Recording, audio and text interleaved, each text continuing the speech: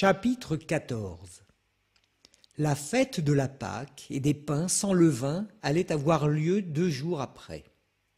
Les grands prêtres et les scribes cherchaient comment arrêter Jésus par ruse pour le faire mourir, car ils se disaient « pas en pleine fête pour éviter des troubles dans le peuple ». Jésus se trouvait à Béthanie, dans la maison de Simon le lépreux. Pendant qu'il était à table, une femme entra avec un flacon d'albâtre contenant un parfum très pur et de grande valeur. Brisant le flacon, elle lui versa le parfum sur la tête. Or, de leur côté, quelques-uns s'indignaient. « À quoi bon gaspiller ce parfum? On aurait pu en effet le vendre pour plus de 300 pièces d'argent que l'on aurait donné aux pauvres. » Et ils la rudoyaient. Mais Jésus leur dit « Laissez-la. Pourquoi la tourmenter? Il est beau le geste qu'elle a fait envers moi. Des pauvres, vous en aurez toujours avec vous. Et quand vous le voulez, vous pourrez leur faire du bien. Mais moi, vous ne m'aurez pas toujours. Ce qu'elle pouvait faire, elle l'a fait. D'avance, elle a parfumé mon corps pour mon ensevelissement. Amen, je vous le dis. Partout où l'Évangile sera proclamé, dans le monde entier, on racontera en souvenir d'elle ce qu'elle vient de faire. » Judas Iscariote, l'un des 12, alla trouver les grands prêtres pour leur livrer Jésus. À cette nouvelle, ils se réjouirent et promirent de lui donner de l'argent. Et Judas cherchait comment le livrer au moment favorable. Le premier jour de la fête des pains sans levain, où l'on immolait l'agneau pascal, les disciples de Jésus lui disent « Où veux-tu que nous allions faire les préparatifs pour que tu manges la Pâque ?» Il envoie 2 de ses disciples en leur disant « Allez à la ville. Un homme portant une cruche d'eau viendra à votre rencontre. Suivez-le, et là où il entrera, dites au propriétaire « Le maître te fait dire « Où est la salle où je pourrai manger la Pâque avec mes disciples ?» Il vous l'indiquera à l'étage, une grande pièce aménagée et prête pour un repas. Faites-y pour vous les préparatifs. Les disciples partirent, allèrent à la ville, ils trouvèrent tout comme Jésus leur avait dit, et ils préparèrent la Pâque. Le soir venu, Jésus arrive avec les 12. Pendant qu'ils étaient à table et mangeaient, Jésus déclara « Amen, je vous le dis, l'un de vous qui mange avec moi va me livrer. » Ils devinrent tous tristes, et l'un après l'autre, ils lui demandaient « Serait-ce moi ?» Il leur dit « C'est l'un des 12, celui qui est en train de se servir avec moi dans le plat. Le Fils de l'homme s'en va, comme il est écrit à son sujet, mais malheureux celui par qui le Fils de l'homme est livré. Il vaudrait mieux pour lui qu'il ne soit pas né, cet homme-là. » Pendant le repas, Jésus ayant pris du pain et prononcé la bénédiction, le rompit et leur donna et dit « Prenez, ceci est mon corps. » Puis, ayant pris une coupe et ayant rendu grâce, il la leur donna et ils en burent tous. Il leur dit « Ceci est mon sang, le sang de l'alliance versé pour la multitude. Amen, je vous le dis, je ne boirai plus du fruit de la vigne jusqu'au jour où je le boirai nouveau dans le royaume de Dieu. » Après avoir chanté les psaumes, ils partirent pour le mont des Oliviers. Jésus leur dit « Vous allez tous être exposés à tomber, car il est écrit « Je frapperai le berger et les brebis seront dispersées. » Mais, une fois ressuscité, je vous précéderai en Galilée. Pierre lui dit alors « Même si tous viennent à tomber, moi, je ne tomberai pas. » Jésus lui répond « Amen, je te le dis, toi, aujourd'hui, cette nuit même, avant que le coq chante 2 fois, tu m'auras renié 3 fois. Mais lui reprenait de plus belle. Même si je dois mourir avec toi, je ne te renierai pas. Et tous en disaient autant. Ils parviennent à un domaine appelé Gethsémani.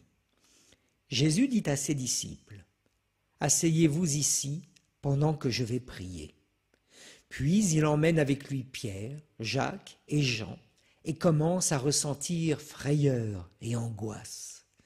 Il leur dit, « Mon âme est triste à mourir, restez ici et veillez. » Allant un peu plus loin, il tombait à terre et priait pour que, s'il était possible, cette heure s'éloigne de lui. Il disait, « Abba, Père, tout est possible pour toi. Éloigne de moi cette coupe. Cependant, non pas ce que moi je veux, mais ce que toi tu veux. » Puis il revient et trouve les disciples endormis. Il dit à Pierre, « Simon, tu dors. Tu n'as pas eu la force de veiller seulement 1 heure. Veillez et priez pour ne pas entrer en tentation. L'esprit est ardent, mais la chair est faible. » De nouveau il s'éloigna et pria en répétant les mêmes paroles. Et de nouveau il vint près des disciples, qu'il trouva endormis, car leurs yeux étaient alourdis de sommeil, et eux ne savaient que lui répondre. Une 3e fois il revient et leur dit, « Désormais, vous pouvez dormir et vous reposer. C'est fait. L'heure est venue. Voici que le Fils de l'homme est livré aux mains des pécheurs. Levez-vous, allons, voici qu'il est proche, celui qui me livre. » Jésus parlait encore quand Judas, l'un des 12, arriva et avec lui une foule armée d'épées et de bâtons envoyés par les grands prêtres, les scribes et les anciens. Or, celui qui le livrait leur avait donné un signe convenu. « Celui que j'embrasserai, c'est lui, arrêtez-le et emmenez-le sous bonne garde. » À peine arrivé, Judas, s'approchant de Jésus, lui dit « Rabbi », et il l'embrassa. Les autres mirent la main sur lui et l'arrêtèrent. Or, un de ceux qui étaient là tira son épée, frappa le serviteur du grand prêtre et lui trancha l'oreille. Alors Jésus leur déclara, « Suis-je donc un bandit pour que vous soyez venus vous saisir de moi avec des épées et des bâtons ? Chaque jour, j'étais auprès de vous dans le temple en train d'enseigner, et vous ne m'avez pas arrêté. Mais c'est pour que l'Écriture s'accomplisse. » Les disciples l'abandonnèrent et s'enfuirent tous. Or, un jeune homme suivait Jésus. Il n'avait pour tout vêtement qu'un drap. On essaya de l'arrêter, mais lui, lâchant le drap, s'enfuit tout nu. Ils emmenèrent Jésus chez le grand prêtre. Ils se rassemblèrent tous, les grands prêtres, les anciens et les scribes. Pierre avait suivi Jésus à distance jusqu'à l'intérieur du palais du grand prêtre. Et là, assis avec les gardes, il se chauffait près du feu.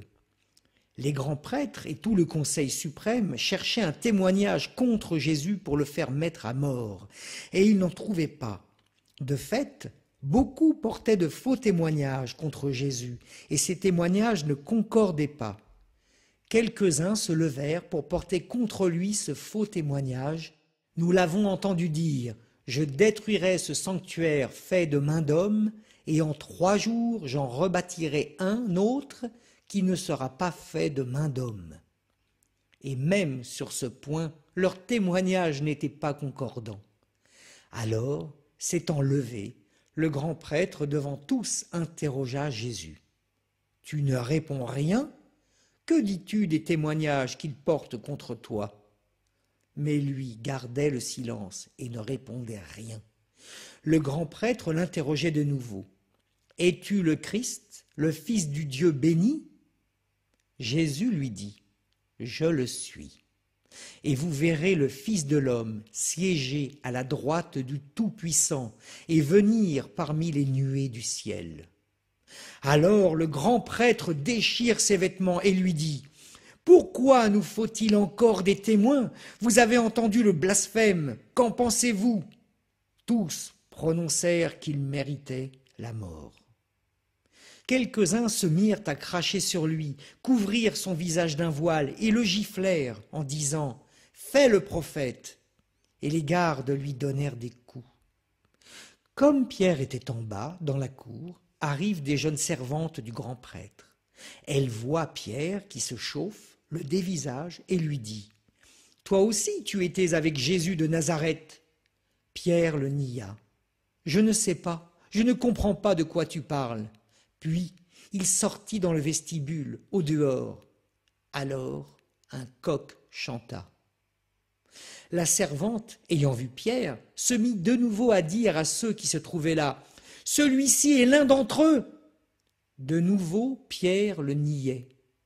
Peu après, ceux qui se trouvaient là lui disaient à leur tour « Sûrement tu es l'un d'entre eux, d'ailleurs tu es galiléen. » Alors il se mit à protester violemment et à jurer « Je ne connais pas cet homme dont vous parlez !»